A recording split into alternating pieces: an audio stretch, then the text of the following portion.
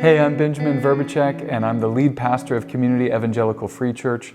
I'm also the managing editor for Gospel-Centered Discipleship, and I'm coming to you with Season 2, Episode 5 of the Writer's Coaching Corner, where I get in front of a camera once a month and I talk about an article, specifically one paragraph from an article that appeared on our website the previous month, and I talk about what's going on so helpfully in that article from a writing standpoint, and then how we get some of that writerly goodness into our own prose. And so this month I'm talking about the principle that good writing comes from, is produced by discerning authors and persevering authors. Good writing comes from discerning and persevering authors. And the author we're going to talk about today, Tim Shorey, is certainly, in my mind, both of those things, discerning and persevering.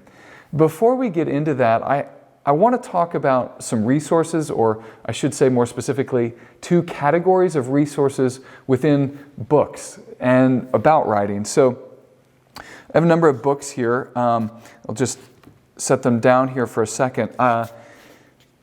There are books about writing that they're not completely discrete categories. There is a spectrum, as you'll see in a minute, but there are books that fall more naturally into what might be the writing craft.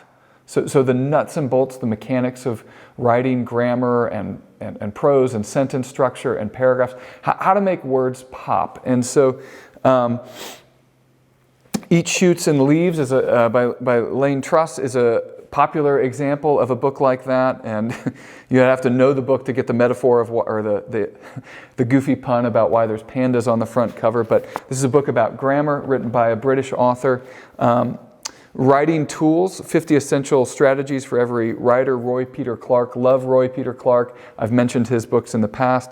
He's got a number of them, including a new one out with a title that will, if you've been in the writing world for a little while, will catch your ears as just a phrase that floats around about murdering or your darlings, which sounds strange, but I haven't read it yet, but I'll definitely get that one and read it at some point. The other one here is Dreyer's English, Benjamin Dreyer, copy chief of Random House, and you can hear the subtitle, An Utterly Correct Guide to Clarity and Style.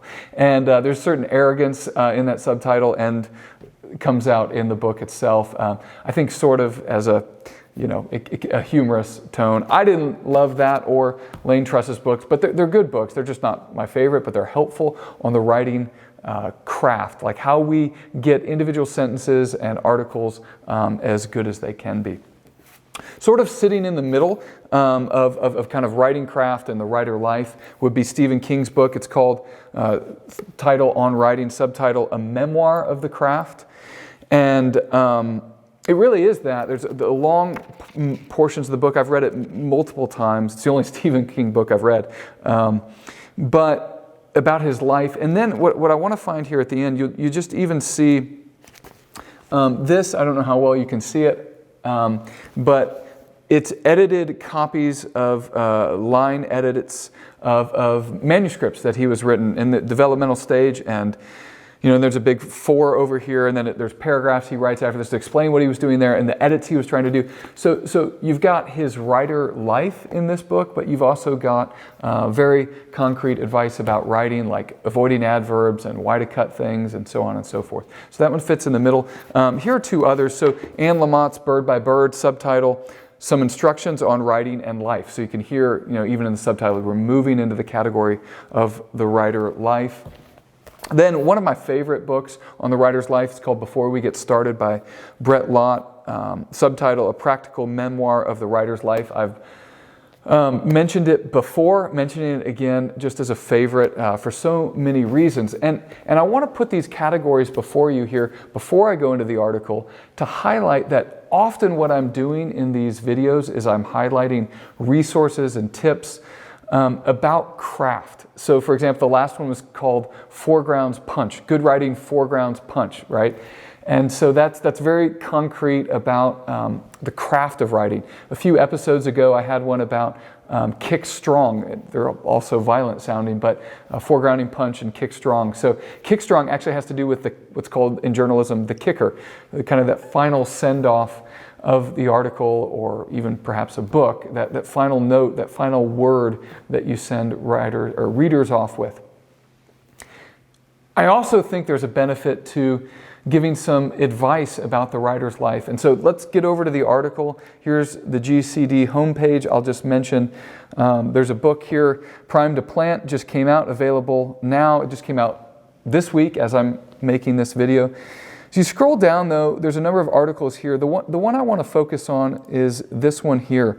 Not every good idea is God's idea. Faith Reflections from a Cancer Oven, number 9. So you can see this is a series of posts we're doing every month for the last 9 months, written by the author you can see here, Tim Shorey.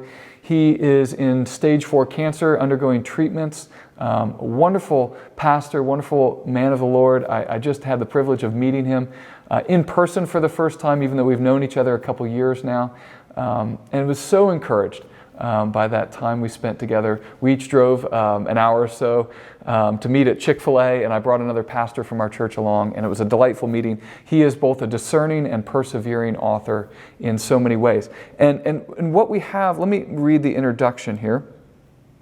Dear Journal, he writes, because all of these I'm drawing from a journal that he's producing. He says, I had an impulse this week to drive 5 to 6 hours, 10 or 12 in all, to visit a hospitalized friend. Then I had an impulse to call a grieving widow to offer a friendly pastoral voice. I've also had impulses to mentor young men, not to mention an impulse to join hearts with fellow cancer fighters I know. And as the article goes on, you realize, of course, and he explains, he can't do all that. All the impulses were, in a sense, good, and maybe even in a sense of the Lord, in the way that they landed on Tim, but he then had to discern, okay, what can I actually do? What should I actually do that brings glory and honor to the Lord and is within the bounds of what he's physically able to do? So later in the article, I know I say I only talk about one paragraph here, I'm going to mention multiple, but he describes what he calls, maybe I need to heed the 3B counsel I've given to others in my pastoring days. Through prayer and the counsel of pastors and others, I need to discern what I have, he writes, the burden, bandwidth, and boldness to do.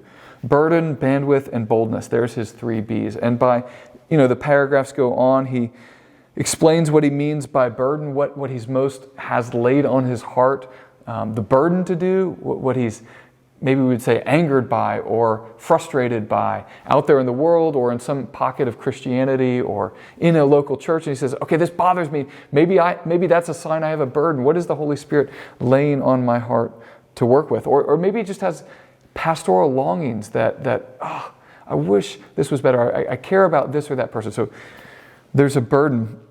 Then he says, what do I have the bandwidth to do?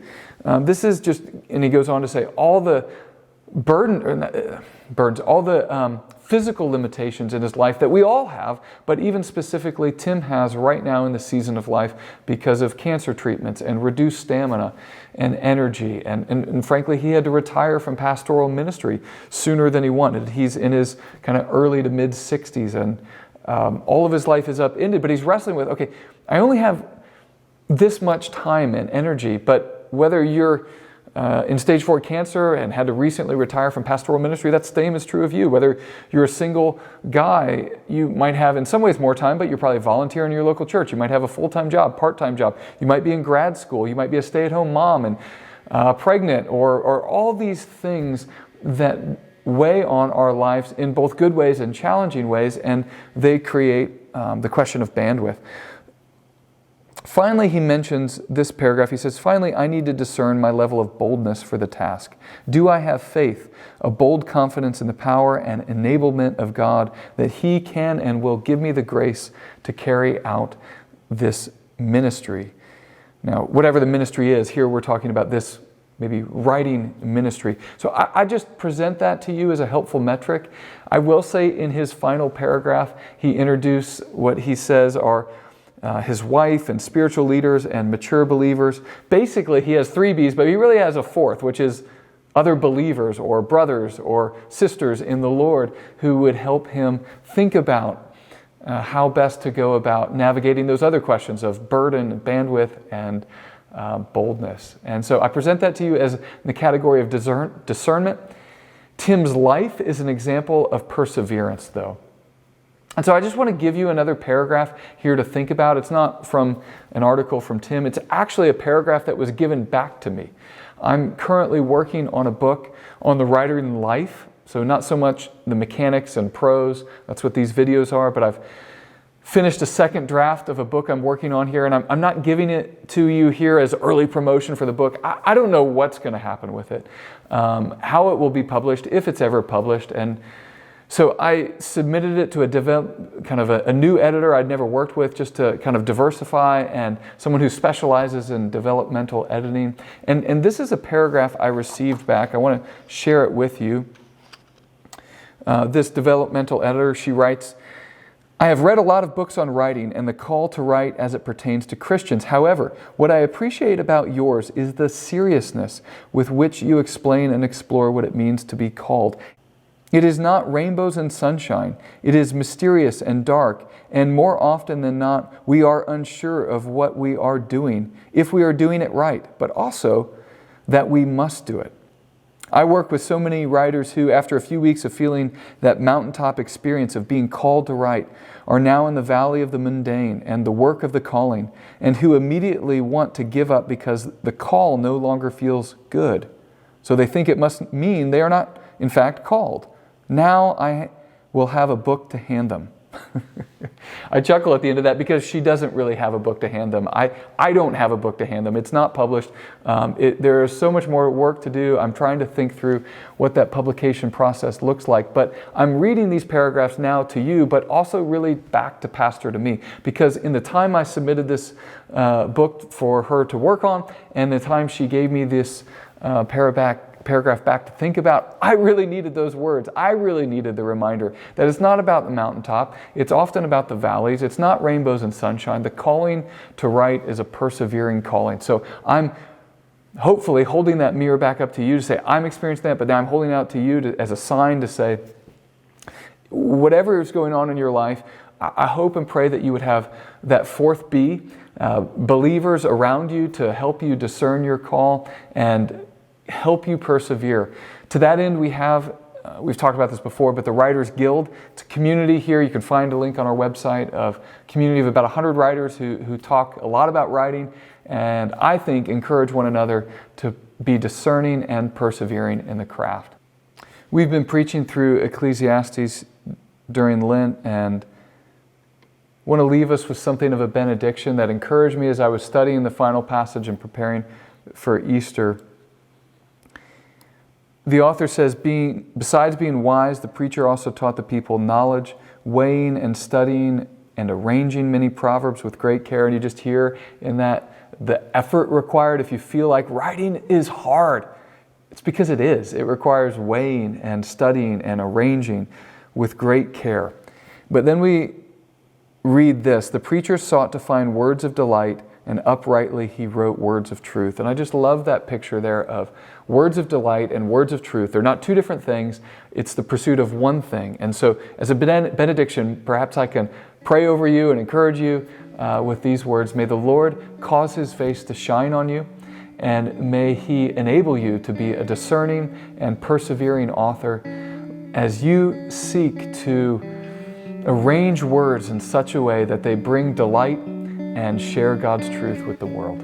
Thanks for watching. We'll see you next month.